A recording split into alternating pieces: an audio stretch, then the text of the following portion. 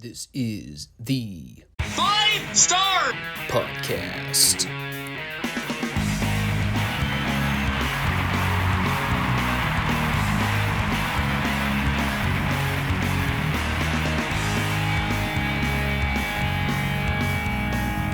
Let me talk to you.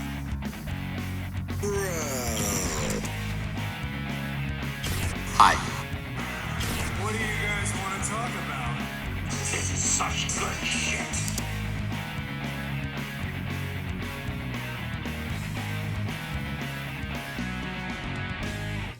Thanks, guys. Back to you.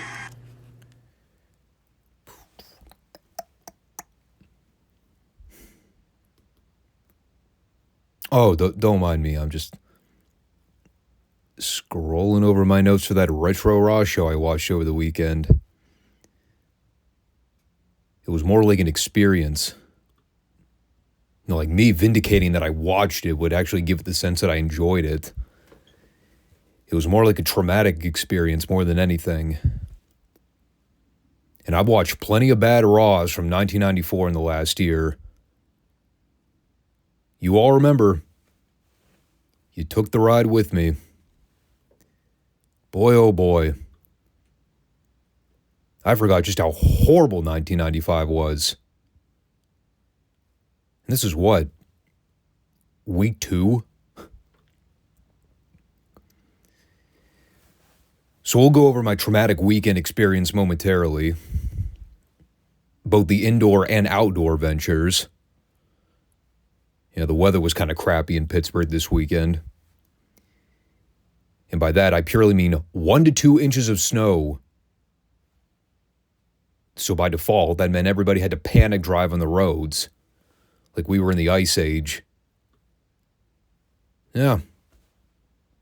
I witnessed only maybe a couple fatalities on my way home from teaching. You know, the typical bad driving you would expect from people that aren't used to driving in snow. Made my life miserable because I just wanted to get home. Didn't look like anybody was hurt.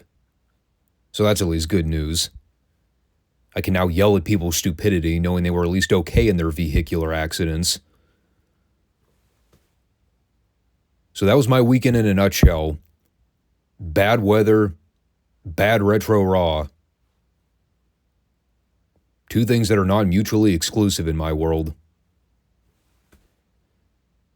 But I hope everyone else is doing all right.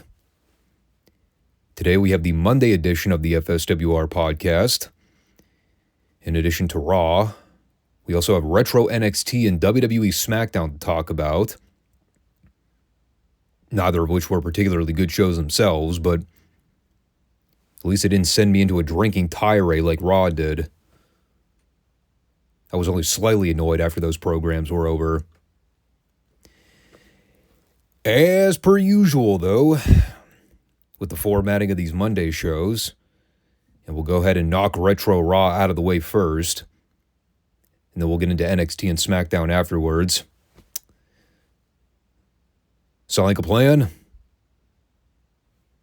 Not sure why I need to ask for approval. This isn't live. I don't have a chat going. But it sounds good enough for me. So let's do it. So Raw. We are now officially 2 weeks into what is on record as one of the worst financial years for the World Wrestling Federation, considering who was on top as their world champion at the time. I can only imagine why. If last week's show proved anything, it's that we're in for a rough 50-something weeks of remaining 1995 WWF television.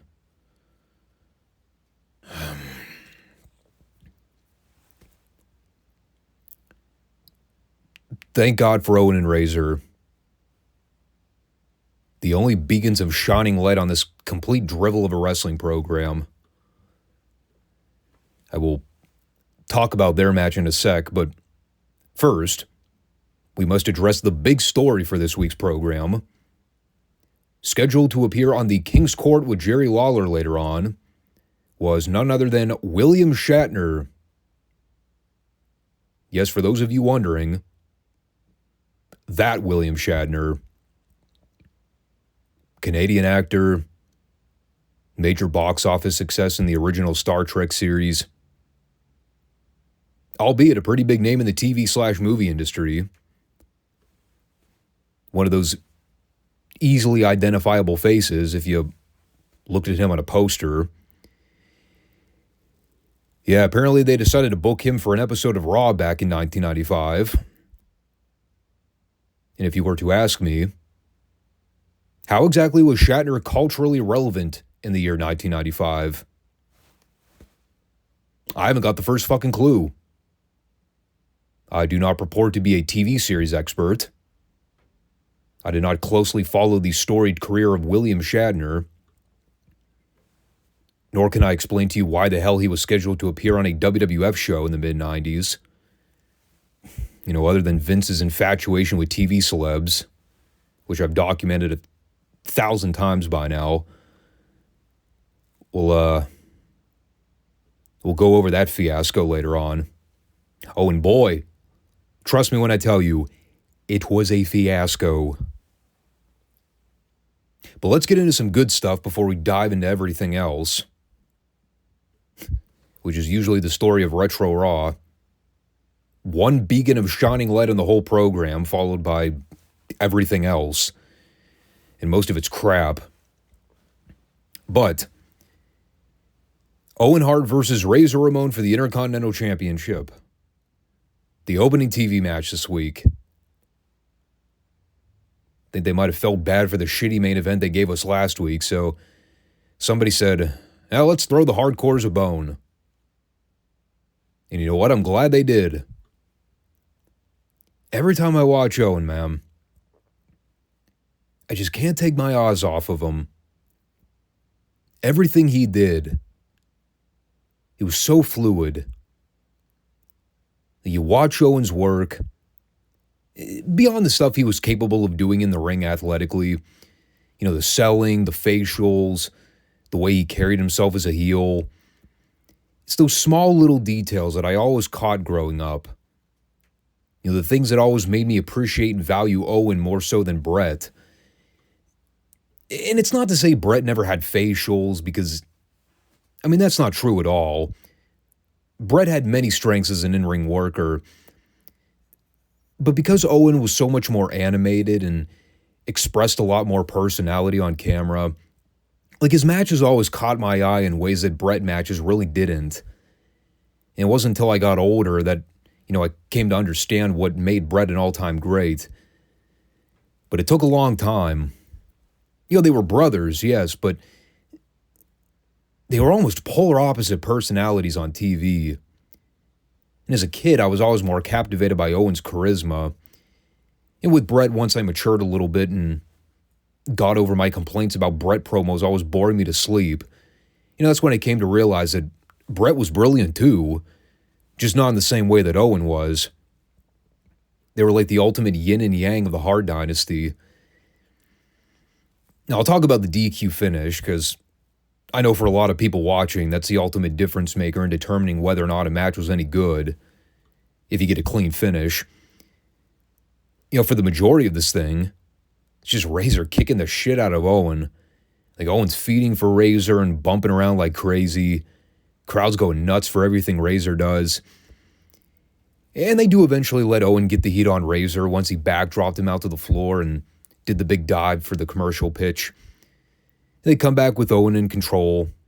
Razor's trying to fire back on him. You know, going back to my comment about Owen's facials, though, this is where it really stood out to me.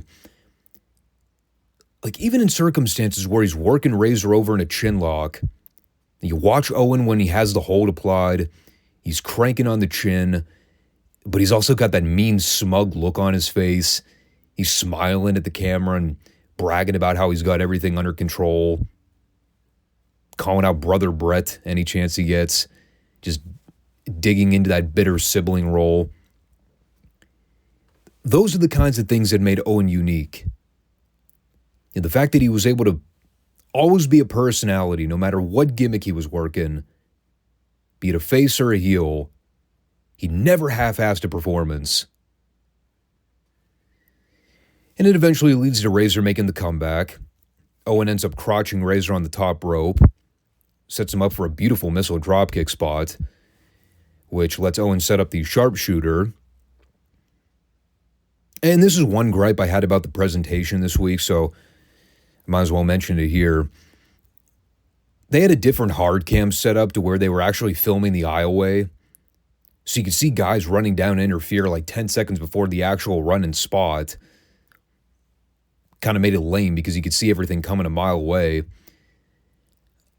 I forget if this is a change they make for the long term or if maybe this was just only temporary for the venue they were at. Can't remember off the top of my head. But we've seen this before. This is not exclusive to the WWE. I mean, wrestling companies have done that where they'll have the hard cam facing the aisleway so you could see everything coming. I never liked that. Just, it was a very off-putting visual for me. But, yeah, Brett hits the ring, starts beating up Owen for the DQ. And that led Double J coming down and attacking Razor. Ended up posting him. And then it turned into a big schmoz where Brett was going after Jarrett because, I guess those guys are booked to wrestle next week on TV. Meanwhile, the pay-per-view match is technically Razor and Jarrett for the IC title. And presumably Owen and Brett are set to face off at some point. Apparently in some kind of no-holds-barred match, which, to be continued on that one, I guess. I mean, the crowd was hot for the brawl angle. Can't deny that. Lame DQ finish aside. It was a fantastic match. I didn't even really get the chance to credit Razor because I was so hung up on putting over Owen. but Razor was great too. Always loved Razor's matches in the WWF. The gimmick, I always kind of thought it was lukewarm once they turned him babyface and got away from the original bad guy mystique. But as a worker, when motivated, Scott Hall could go. And the people loved him, so that helps. I had absolutely no issues with this.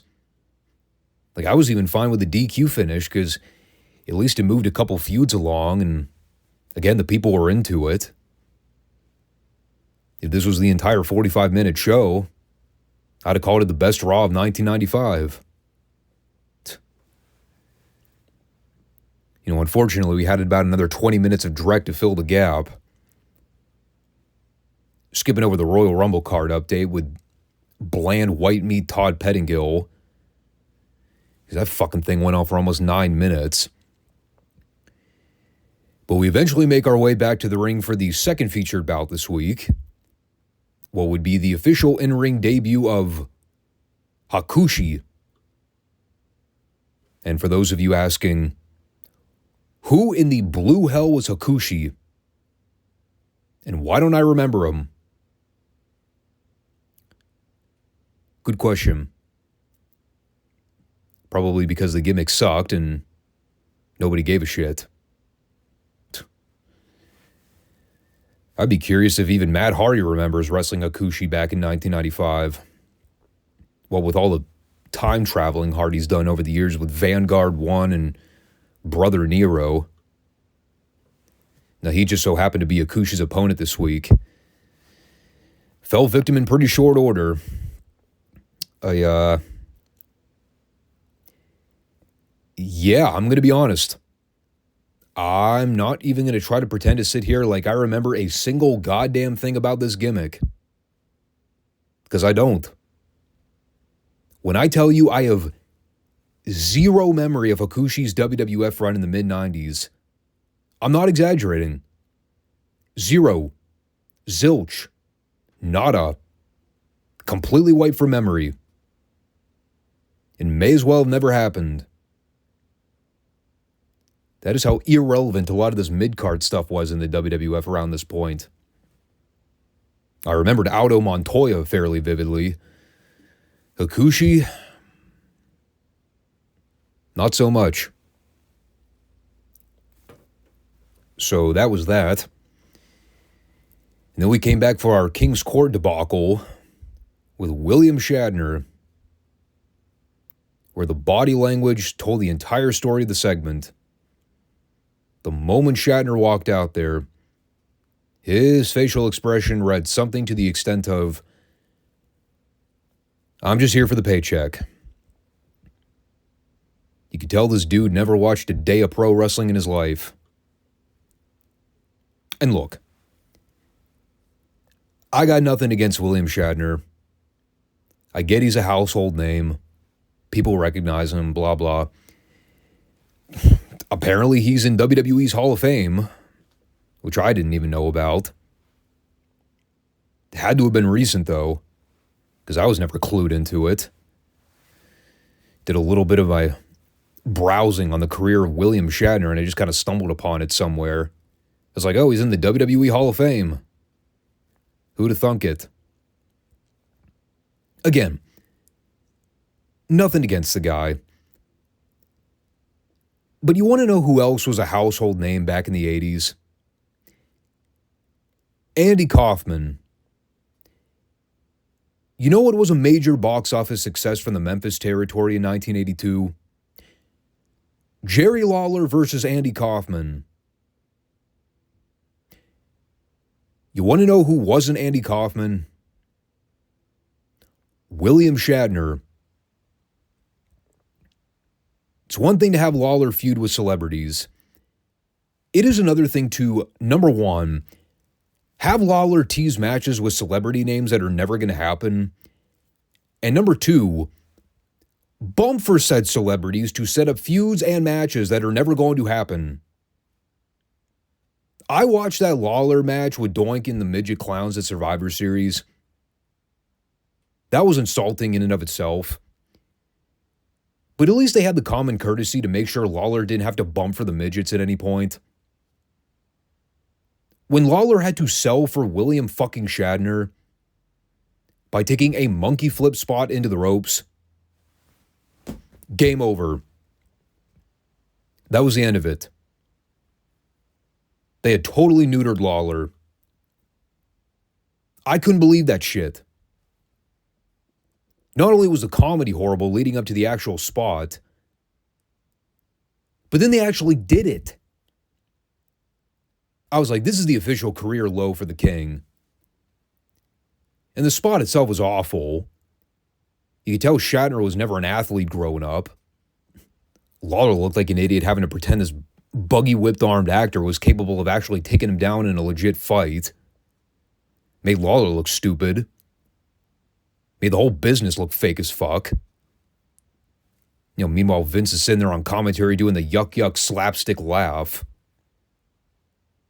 Beyond insulting. Fuck this segment. Fuck anybody who approved of it being put on the air.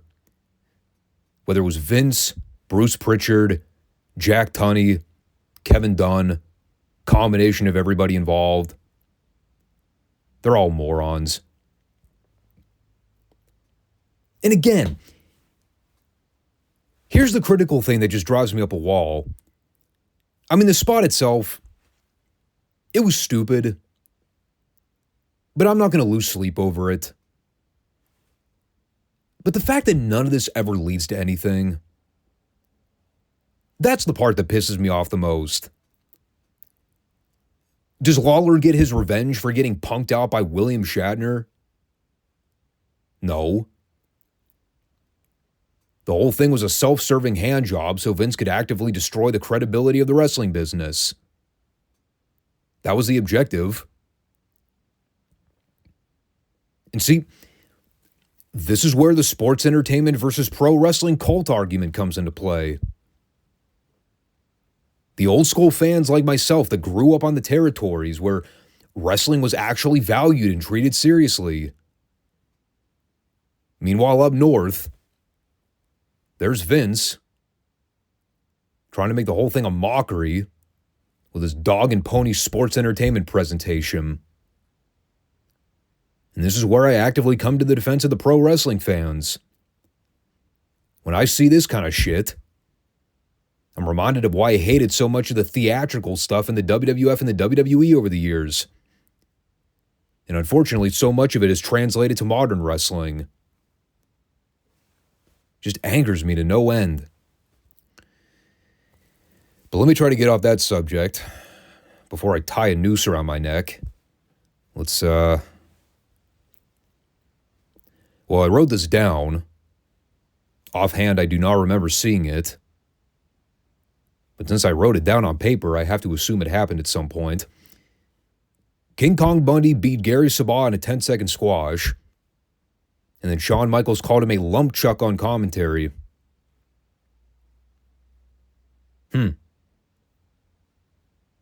Interesting. Not saying that segment did not happen. I don't remember seeing it. Because after that, the next thing in my notes is me talking about how they've already fucked up this tag team tournament they're doing to crown new champions. On top of the fact that I already have no idea who's in this thing to begin with, now they are randomly swapping people in and out of the tournament and replacing them with other people in the brackets. I don't think we've seen one of these matches air on Raw. And in the VTR they showed here, Sparkplug Bob Holly rolled up one of the members of Well Done and then pinned him with a botched sunset. I don't even know who his partner was. That is how little interest I had in going back to check it out when it was over. Disaster area. Oh, but speaking of disasters, if you all thought me tearing into that Lawler segment was something,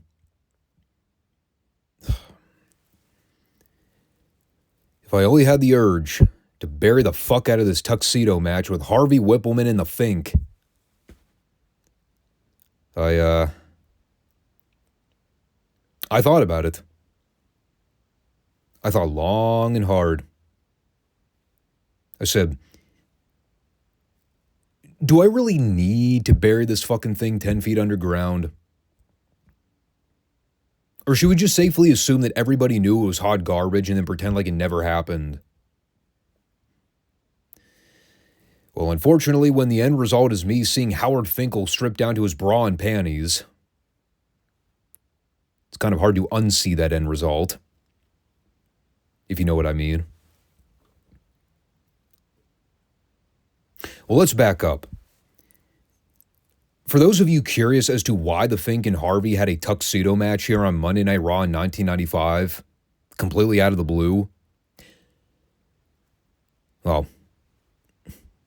aside from them wanting to abolish my desire to live, the answer is, for completely inexplicable reasons dating all the way back to WrestleMania 10, mind you, 1 calendar year ago, there was a completely random segment on the pay-per-view where Harvey and the Fink got into a shoving match, if you could call it that. And over the subsequent 9 months, the feud was forgotten about almost entirely until 1 week on the show, they just randomly mentioned it again. I guess figuring that we had to get a blow-off. And, well, they definitely blew me in this segment. Because here it was. Almost 10 full months to the day the feud began, when nobody gave a crap to begin with. And boy, what a shitty fucking payoff. You know what? People often look back and revolt when anybody ever mentions that Pat Patterson-Gerald Briscoe evening gown match from the Attitude Era. I have not seen that match in ages. Haven't really thought about it all that much, if I'm being honest. I guarantee it was probably horrible. But I will bet money right now, having no memory of that match offhand, I promise you it is light years better than this Howard Finkel, Harvey Whippleman tuxedo match. I cannot even begin to describe the visual of what happened here. It was so grotesque. Both the visuals of seeing Harvey and the Fink without a shirt on, And the wrestling. And the wrestling was arguably more appalling. Of course, neither of these guys are trained wrestlers. Harvey Whippleman broke into the business by being a fucking ring crew member at a local outlaw show in whatever the state was. Someplace in Ohio or Pennsylvania. Can't remember which one. Who cares? The guy never wrestled a day in his life. He just so happened to be friends with the promoter. And to think, we all know his backstory. He was WWF's primary ring announcer since like the 1970s. In what world these men were qualified to ever compete in a wrestling ring, much less get booked in a sanctioned TV match? Don't ask me. I guess Vince thought it would be cute. It was to amuse himself.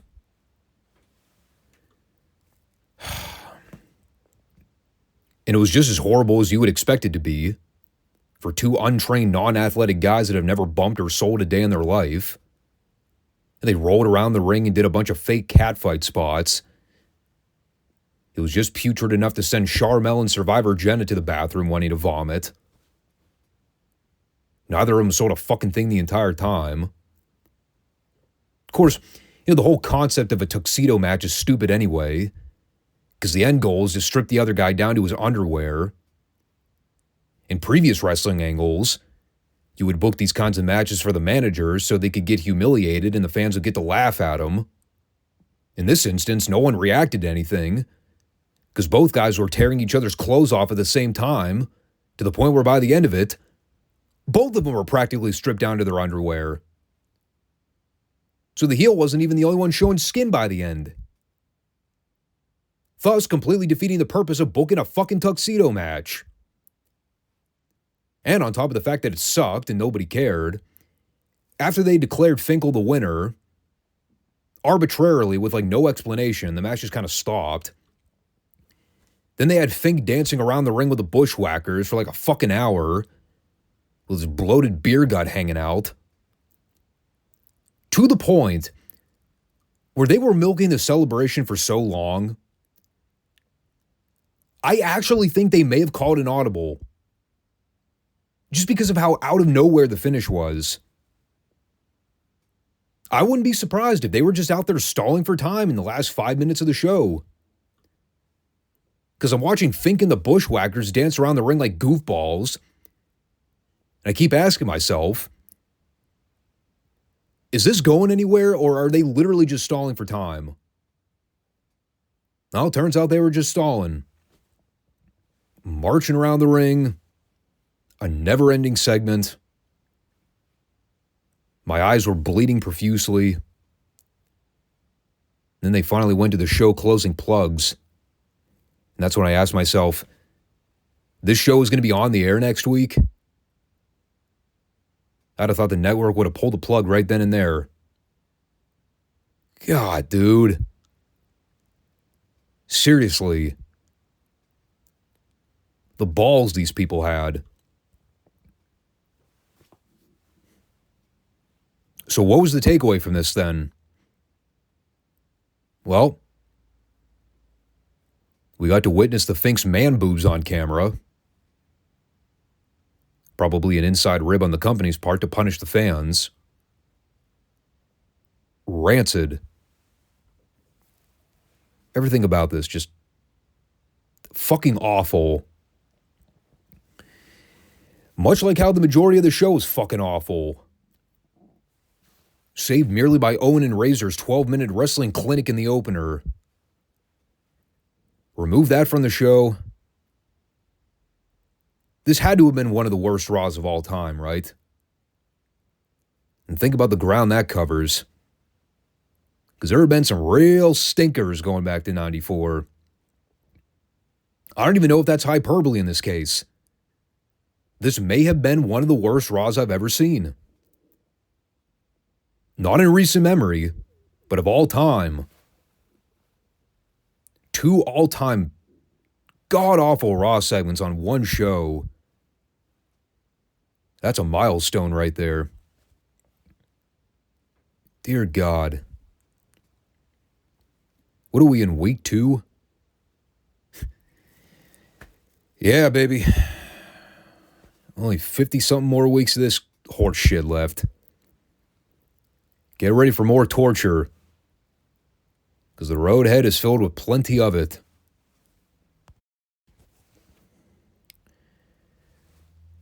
Okay, confirmed.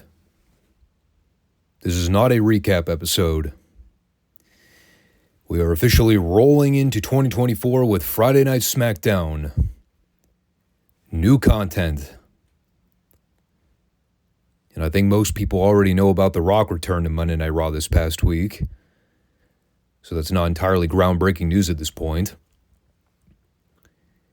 But just watching that 2-minute opening highlight reel of him showing up, laying out Jinder Mahal, and then teasing that long-awaited dream match with Roman.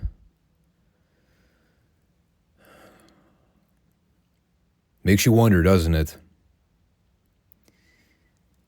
There's plenty I could say about the possibility of Rock versus Roman, where and when it should feasibly happen. That's kind of where the monkey wrench gets thrown in. Especially when the debate is over whether or not it should take place at WrestleMania this year, be it night 1 or night 2. I might save that discussion for another time, though, because I'm still kind of stewing on how I would like to address it. For now, though, let's go ahead and talk about the first SmackDown of 2024. And if this wasn't an omen for what's to come, I don't know what is. It's the first SmackDown of the new year. So how do we open the live show in Vancouver? With technical microphone glitches. Kayla Braxton trying to interview Roman and Paulie in the parking lot, and her microphone malfunctioned, so he couldn't even hear the question she asked. And to make matters even more ironic, Roman and Paul just scoffed at her and walked away. Yeah. Live TV, folks. What are you going to do? That'll be the headline for the next Botchamania clip.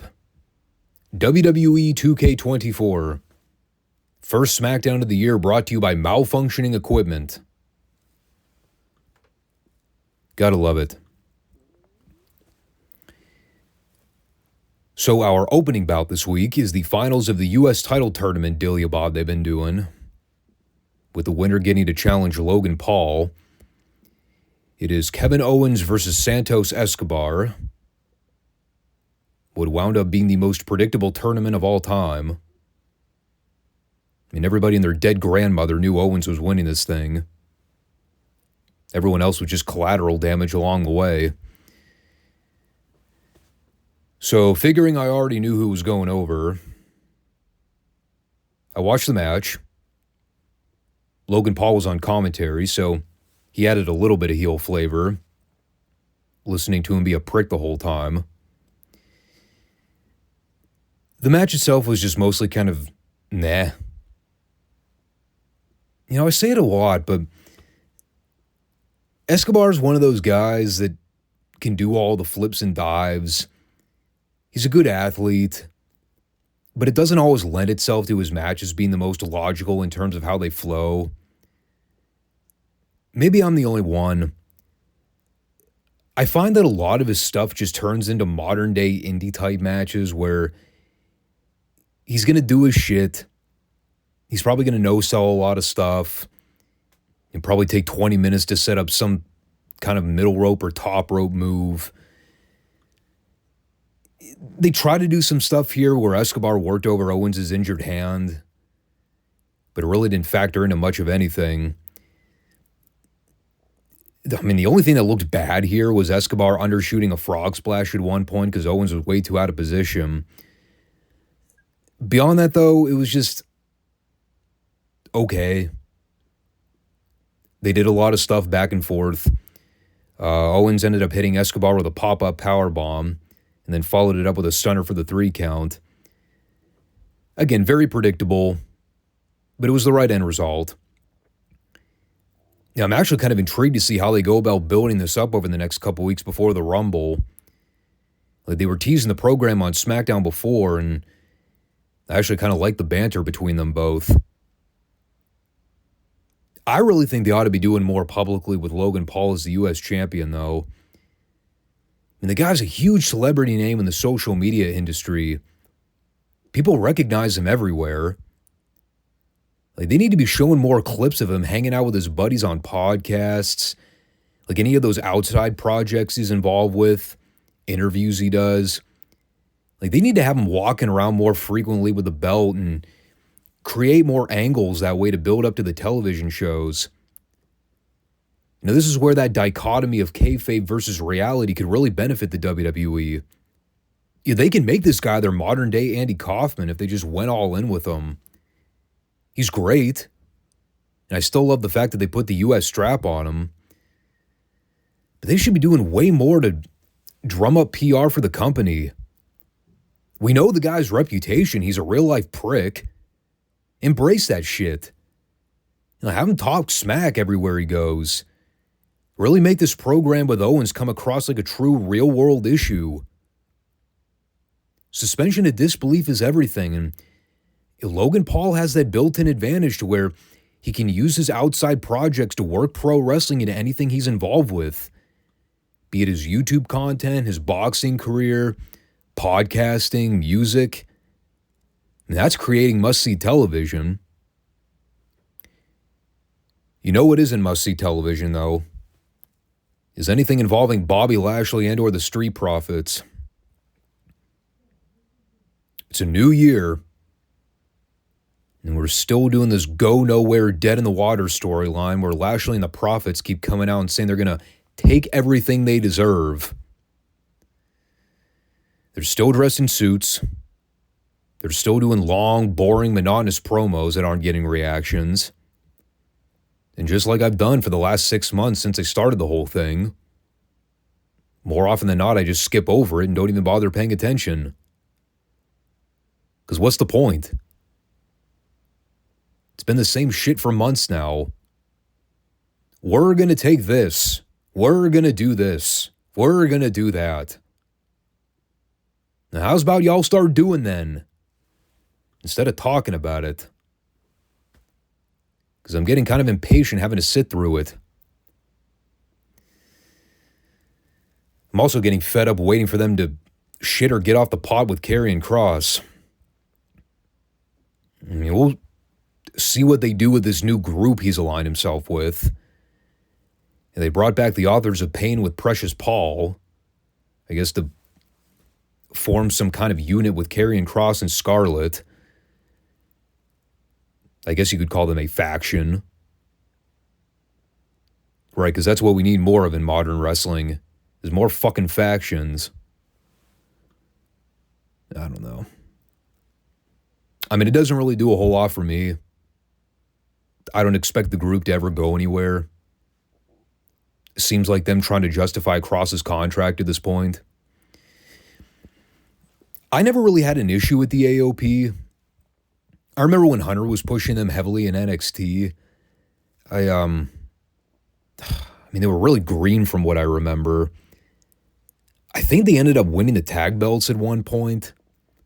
They were kind of smashed over everybody, a la the Road Warriors. Hence why they brought in Paul Ellering to be their manager. But we know the story. They go to the main roster. They get the Vince treatment. They're completely directionless for months. Pretty much fell to the wayside after that.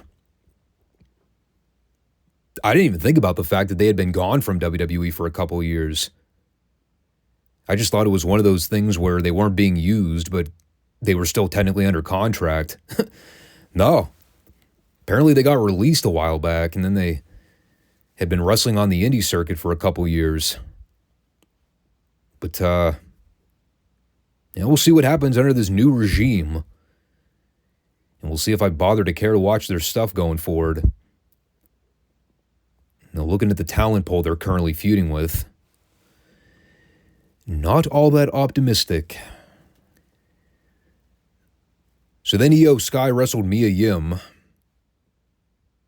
and Io won that. I was doing my recurrent in and out of the room glancing when this segment was going on. One of those in the background type situations. I'm sure it was great. But maybe I should ask Tony first. Hey, Tony, was it great?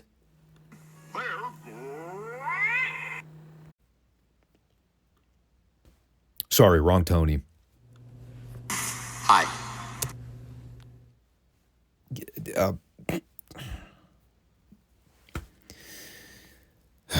Never mind. So Paul Heyman did a promo in the back. Yeah, that was pretty awesome. He mocked the whole idea of Rocky trying to force himself to the front of the line to challenge Roman for the undisputed title. Says that so many top stars have thrown their name into the hat on the island of relevancy, whether it's John Cena, Randy Orton, AJ Styles, Brock Lesnar, CM Punk, Cody Rhodes. The list goes on and on. Now The Rock is trying to play his hand. And just like everything that's happened to Roman's previous victims, Rock's treatment will be no different. He will be smashed at the hands of the tribal chief.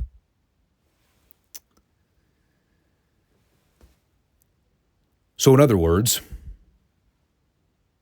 Paul Heyman is still fucking brilliant at his job. Yeah, it's 2024, and we are now just coming to that well-known conclusion.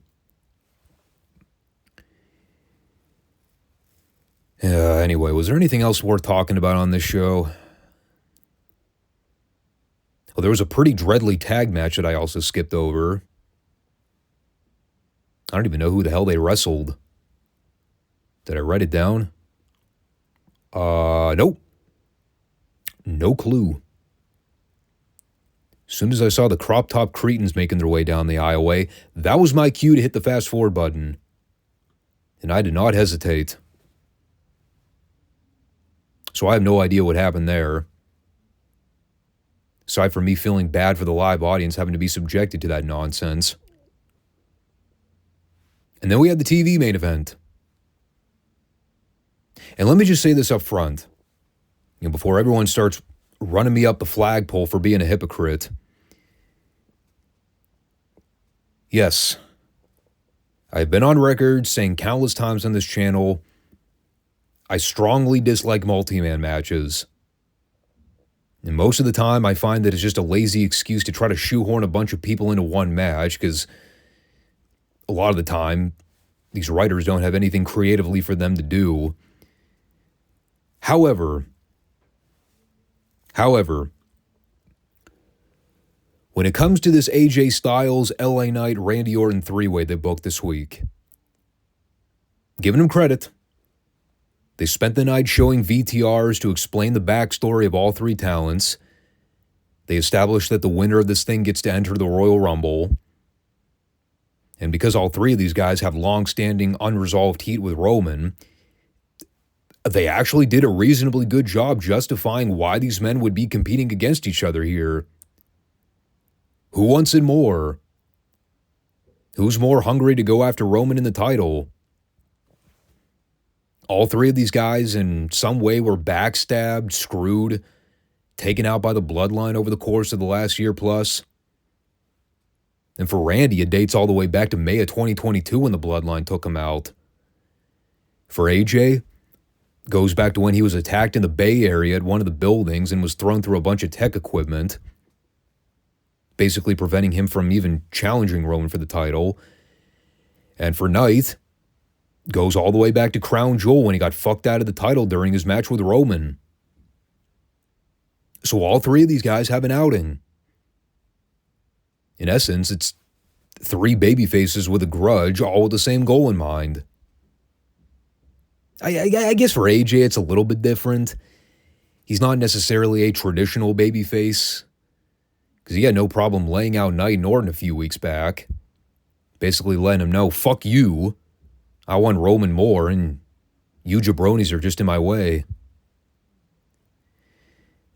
But again, the important thing to note here is when you have the appropriate setting to rationalize booking a three-way or a four-way in the first place, you can make these matches work. And in this case, I would argue the story called for it.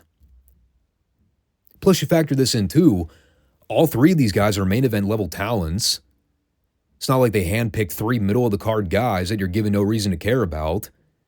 AJ's a big name. Orton's a big name. Knight's become a huge name in just the last 12 months. They treated this seriously. It had a main event fight environment to it. All three of these guys actually look like stars. So I was fine with it. Again, when you give me a reason to care, I will. So now that we got the good part out of the way, let's talk about the actual execution of the segment. Yeah, you thought I was going one direction. Now I'm going the complete opposite. Look, here's what I'll say about it. Beyond the ridiculous finish that fell flatter than a plate full of piss, the match itself wasn't horrible. LA Knight looked out of sorts for a lot of it, and he ended up getting busted open hard way by the end. So he was having a rough night. Generally, though, it was pretty much your standard run-of-the-mill three-way.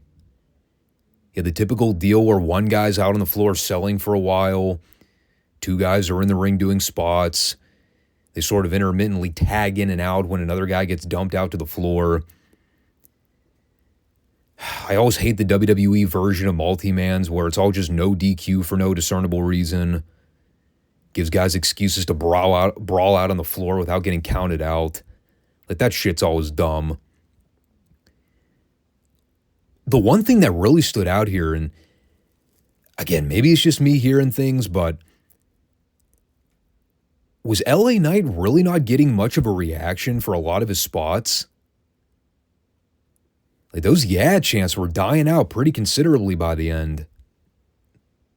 Most of the people were behind Randy Orton, so that probably didn't help him out any.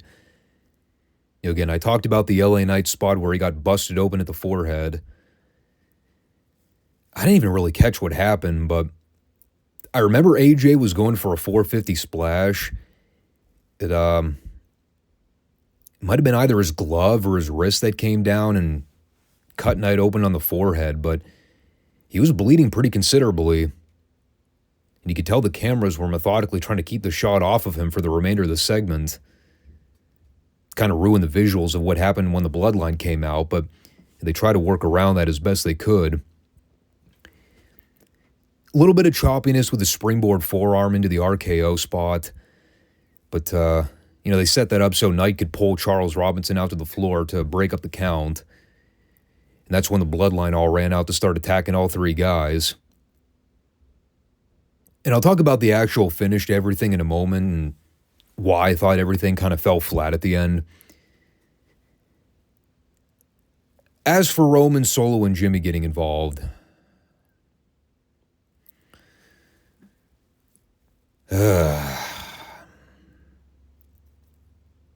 typical smart fan of me talking here, but I'll go ahead and ask the obvious question. Why the fuck did they wait until the last 2 minutes of the match to run out? Shouldn't they have just run out from the opening bell if they were going to attack all three guys anyway? Why wait? It's no DQ. What was really stupid in all this was the fact that Nick Aldis was just standing out there at ringside letting the fight happen. Like, Roman and Solo and Jimmy are out there kicking the shit out of these guys for an hour. Aldis isn't sending anybody out to help. He's not bringing in security or referees or even underneath guys. Where was the locker room? Just standing there with his hands on his hips, let it all happen. He's like, well, this did not go according to plan. Now, that part was dumb in and of itself. And then right before the show ended, That's when Aldis tapped Heyman on the shoulder and told him, "Congratulations. Tell your tribal chief that he just earned himself a 4-way at the pay-per-view with AJ, Orton, and Knight." And that was how they closed the program. Now, that wasn't necessarily the issue. You could call that finish a mile away. The problem was, even though we, the TV viewers at home, heard what Aldis said, only because the floor cam picked up the audio, no one else in the building heard it. There was no way on God's green earth even a quarter of the building could have heard what Aldis said. Hence the end result. There was no pop for it. Everyone at home was thinking, "Oh, cool, 4-way. Awesome." Everybody else in the building was booing their ass off because they had no idea what was going on. And the solution was so easy. All Nick had to do was grab a fucking house mic and go, "Roman, fatal 4-way." Just straight out of the William Regal playbook. People would have popped. But they didn't do that, no. Instead, it was one of those skewed TV to live audience ratios where half the people knew what was going on. The other half was out to lunch. Unless they mentioned it off air and let the Vancouver crowd know what was going on. Why the hell would you shoot something like that? Don't they know the live audience wasn't going to be able to hear Aldis' announcement? Not unless they were fucking bats. Or owls. Or some type of animal species with really good fucking hearing. I didn't get this. It was just stupid. And again, the match, while maybe a good idea on paper, the execution was less than stellar. And again, kind of going back to what I talked about with that tournament, was anybody really all that shocked with the no finish or the no contest? Because that's what this was, right? I don't think we got a definitive finish.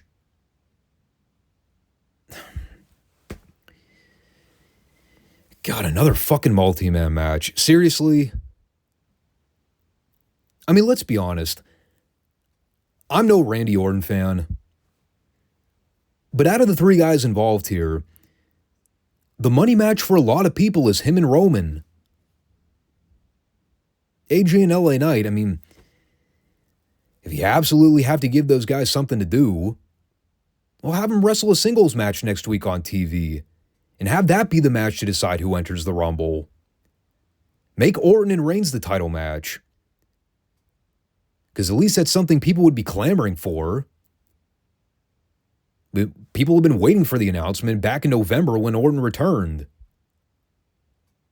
Now they're just muddying everything up by trying to get all fancy with the bodies involved. And it's not doing AJ or Knight any favors. Maybe I'm the only one. I would not have booked it this way. I like the initial idea of Orton, AJ, and Knight on paper. But if you had to fuck somebody in the end, maybe a better option would have been to either have Knight or AJ win, but have Roman cost Orton the match somehow. You know, that way Aldis could say, all right, well, we had a winner, but Orton had an outing since the Bloodline got involved. So congrats, Roman. You get to wrestle Orton at the Rumble after you screwed him over here. Or something like that. I don't know. Just something that wasn't this. Because this just did not work. But what do I know? Never booked a day of wrestling in my life, so I don't know what I'm talking about. What's done is done. It is now a 4-way. I guess on the one hand, it at least guarantees that Roman will have an easier time not risking an injury. Now, there will be plenty of time for him to sit out on the floor and take a nap while the other three guys are beating the shit out of each other. But again, we all know what the finish is going to be. There's no suspense in a situation like that. It's going to be another situation where Roman finds a way to escape by the skin of his teeth. I don't really expect the match to be any good. I mean, yeah, I get they're just buying their time before we get to Roman and Cody and or Roman and Rock, depending on which direction they plan on going. Again, discussion for a later date. But that was mainly the story of SmackDown this week. Pretty much a 2-segment program.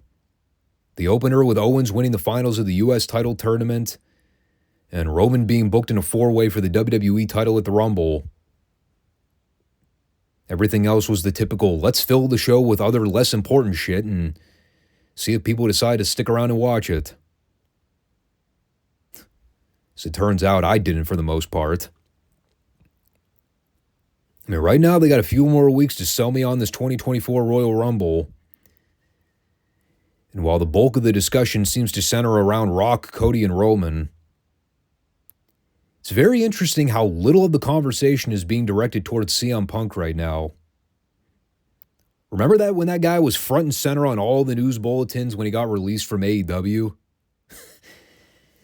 Then he came back at Survivor Series, got a bigger pop than Randy Orton, and here we are 2 months later, and he is nowhere near the front of the headlines. Has he already been undercut and forgotten about? Guess time will tell.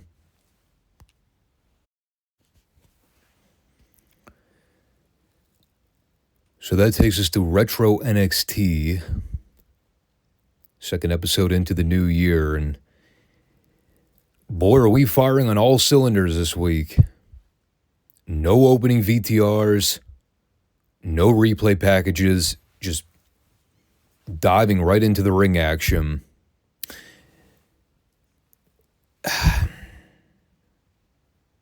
With the girls.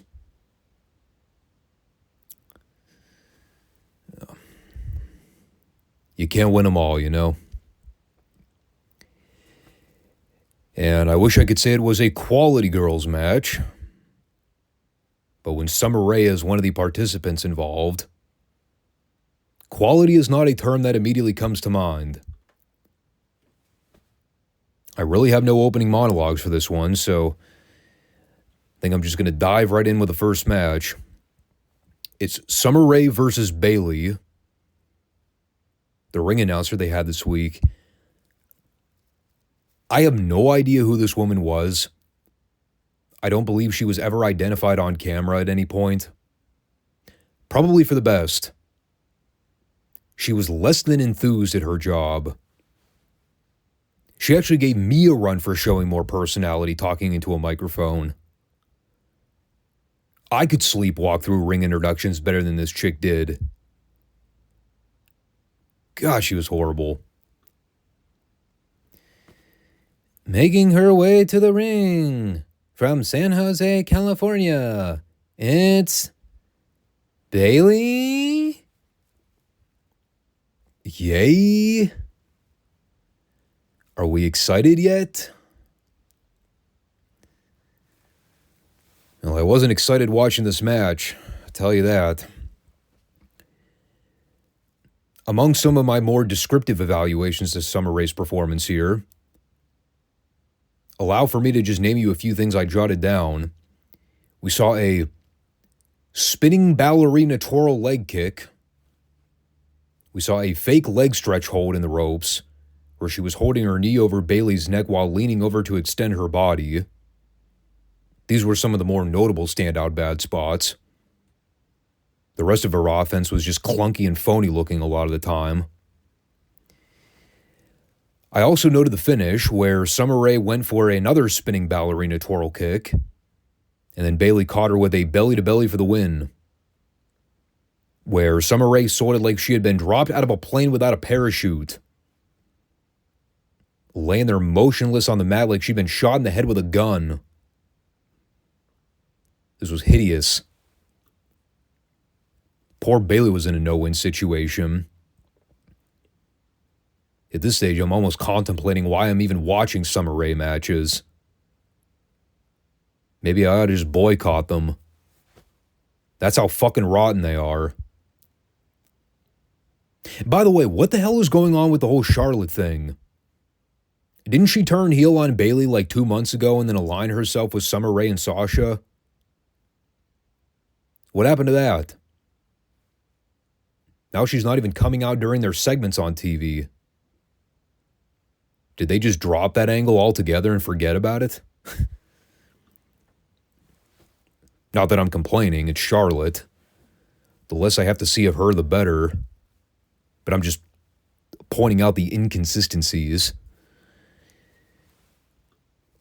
So yeah, we were 7 minutes into the show by this point. It was not a great start to the program. And then we had a quick comedy pre-tape with Xavier Woods. He made a joke about being part of NXT episode 200, which Kathy Kelly corrected him by mentioning it was episode 203. Then she told Woods that he was potentially being booked to wrestle Rusev later on, thanks to Corporate Kane. I have no idea how she received this information, nor do I have any clue how Mayor Kane would have the authority to book matches on NXT when I'm pretty sure Bradshaw was supposed to be the kayfabe manager at the time. But what the hell do I know? I'm just a casual viewer watching the show, trying to make sense out of shit that makes absolutely no sense. By the way, seeing Xavier Woods with a full afro, it's hard to remember there was a time where he actually had an afro. But, yeah. That was the Xavier look. Right up until he got the braids years later. When he was Consequences Creed in TNA, I'm pretty sure he was rocking the afro back then. It was, a very interesting hairstyle choice. Can't say I entirely hated it, but, I would not necessarily recommend he go back to it either. So then we had Big Cass and Aiden English. This all stemmed from their sing-along contest the previous week. Yeah, you remember. That all-time horrible segment where Cass and Aiden did a bunch of bad sports entertainment skits for about 5 minutes. And then the babyface Cassidy got laid out by the end. Well, you'll never guess what happened this week. Did the babyface get his revenge on the heel for cutting his balls out from under him the week prior? Nope. Babyface lost clean. Fucking wild. So that was a good waste of 3 minutes. They're now having the 7-foot giant do clean jobs to the cosplay movie actor gimmick.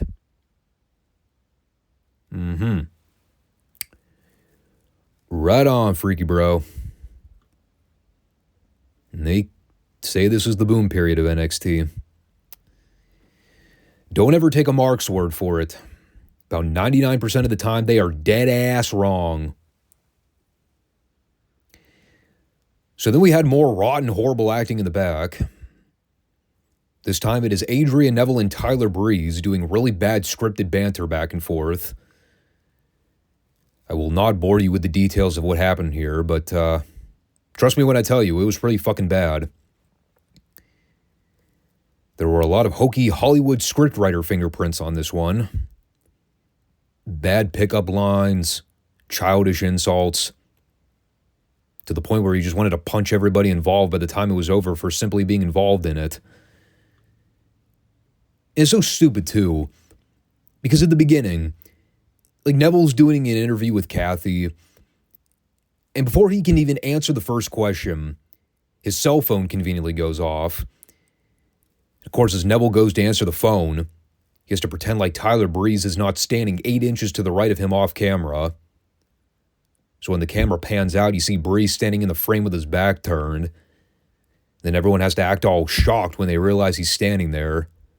I'm like, is everybody in this company blind, deaf, and fucking retarded? Or am I just too impatient for dealing with bullshit presentation? Come on, man.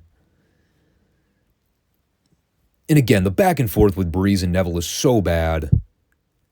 You know, Breeze sounded like a fucking prepubescent teenage girl in that wacky getup. Neville looking like he's ready to go golfing at the local retirement home in fully buttoned polo shirts. It's like, can we make these guys look any less like stars? Whatever. Neville threatened to punch him in the face, but Breeze covered up. Because, you know, he's gorgeous. He, again, at one point called Neville Uggo. Nearly put a hole through my wall by the time this is over. I'm like, who's writing this show? 17-year-old schoolgirls? Who's the targeted audience? And I don't remember what else happened. Apparently they're going to wrestle next week. I don't care. I already hate this Tyler Breeze gimmick, and we're only like halfway through this monster push they're about to give him over the next year on TV. If I have to hear him call one more guy on this roster Uggo, I might throw up on command. So why don't we move on with the rest of the show before I do just that? Let's talk about Xavier Woods versus Alexander Rusev. Kind of let the cat out of the bag earlier. Apparently this was supposed to be a mystery challenge match for Xavier as a means of the Authority punishing Xavier for apparently something that was happening on the main roster at the time. I don't remember. Mayor Kane came out to explain that he was responsible in putting together the petition to reinstate the Big Show. Because I guess he was fired for some reason in storyline. I have no idea what was happening here, and of course no one bothered to explain it. But apparently as punishment for helping to reinstate the Big Show, he was being booked in a match with Rusev. And as expected, Rusev killed him. Beat him with the Accolade in pretty short order. Just like Byron Saxton's bylaws go, you don't fuck with Rusev. You don't fuck with the Authority. You don't get less than 12 hours of sleep.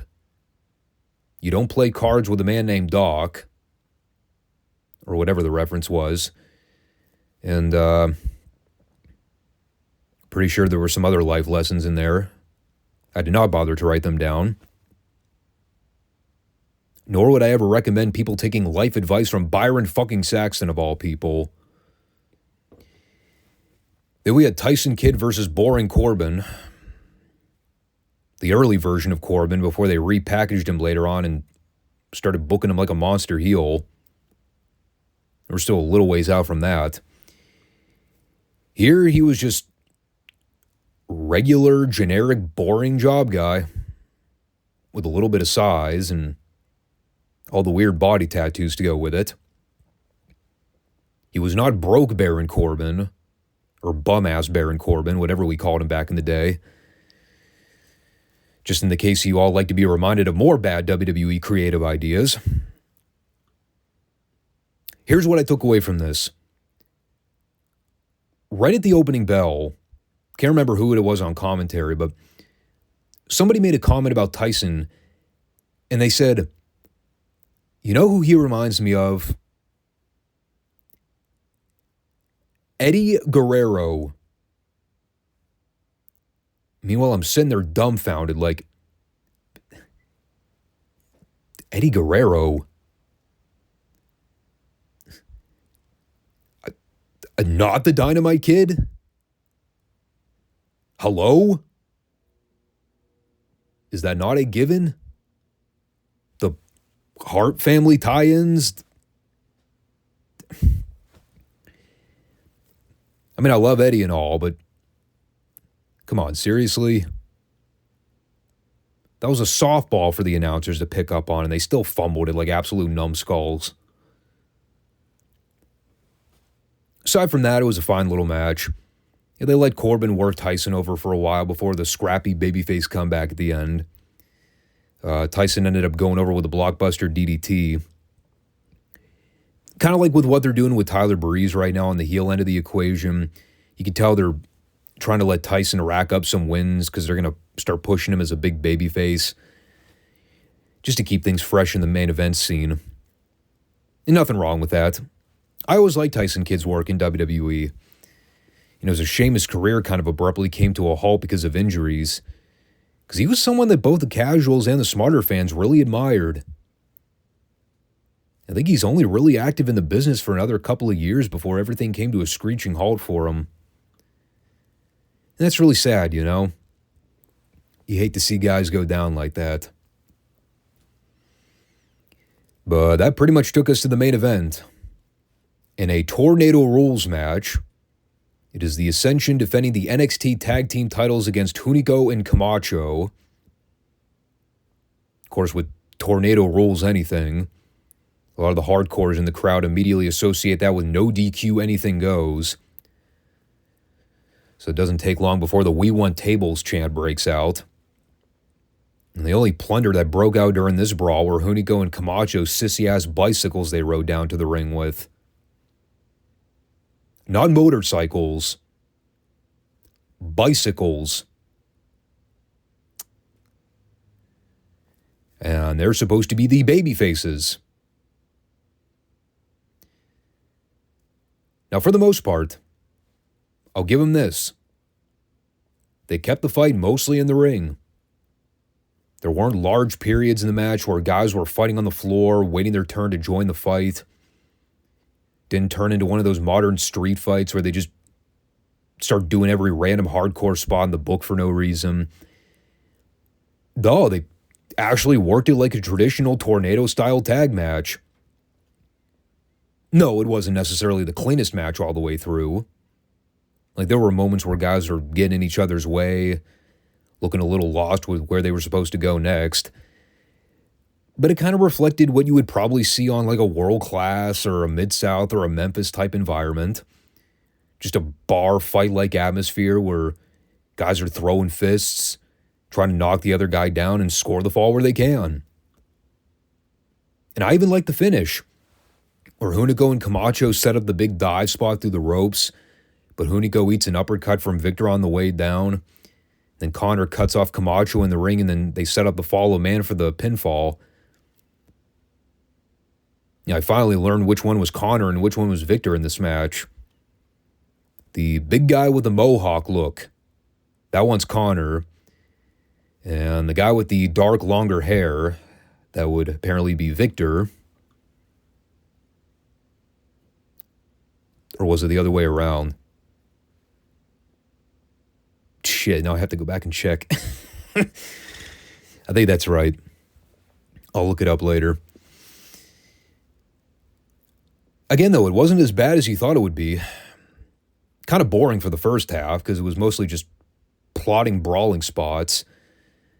But as it kept going, got a little bit better. The people stayed with it. The champions retaining wasn't all that shocking. I don't really remember where we go from here in the tag division, but I know we're still a ways out from the FTR DIY and the American Alpha stuff. So we'll see what next probable challengers they have lined up for the Cosplay Road Warriors. I think we're still about a year from them getting called up to the main roster too, so the hell are these guys going to do for the next 12 months? Guess we'll find out.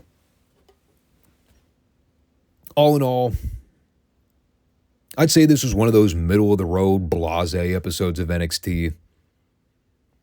I know I bitched and moaned about a lot more stuff than usual. Some of it was just me being a dick. But I didn't hate the show as a whole. I just hated all the bad acting skits, which accounted for pretty much all the promos and pre-tapes. But generally, they're just wasn't a whole lot going on this week of value. A lot of stuff being pushed for future shows. The star power was severely lacking on this one, and that showed.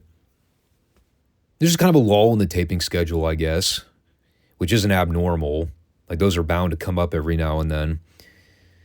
But overall, yeah, there just really ain't a whole lot to say about this one. Pretty forgettable. But that'll kind of bring things to closure here. Not the most stellar weekend of wrestling viewing experience for myself, but hey, sometimes that happens, you know. You can't win them all. So thanks everybody for tuning into this one. Again, make sure you comment, subscribe, like the show for me. You can check us out on either YouTube or Rumble, depending on your preference. We will be back this coming Friday for the Classic Friday review edition of the podcast. And I don't think I have any other closing notes here, so stay posted for the Royal Rumble review. That's coming up in a couple weeks. We'll be doing both the 1995 and the upcoming 2024 Royal Rumble recap. I'll talk about how I want to format that show. But in the meantime, take care, everybody. Peace out.